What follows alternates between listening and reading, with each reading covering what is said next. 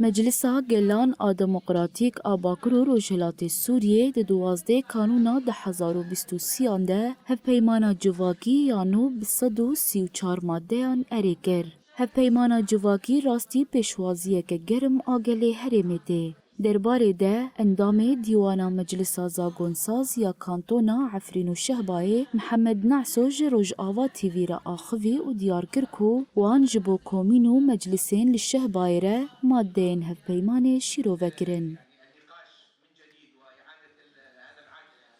عقدا وینو سال که هوال لسر رش نفیسی وی دخابتن زاتری جسد و 58 انداما سه اندام هاتن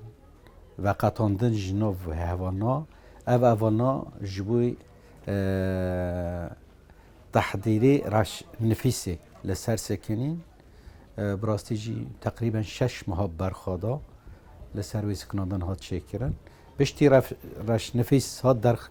خستن زاتری حوالش مرا بریکر مجی جکومین مجلست خوا بگیشتی را او رش نفیس مجیوین چکرن و جهوالا را خواندن.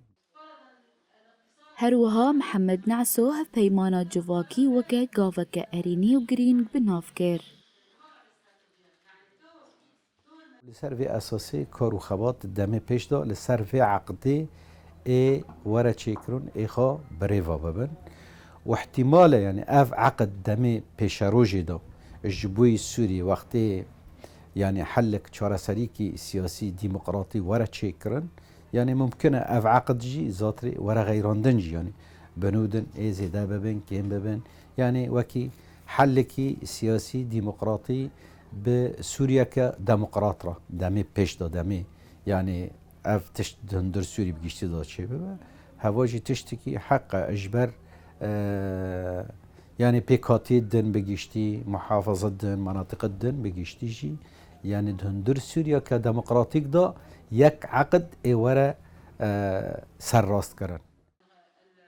هف پیمانا جواکی کوژ 4 بشین سرکه و 134 ماده آن پیکته مافین تواهی پیکاتین هرمه پسندگه و پرگالا به هورجیان سروردگه.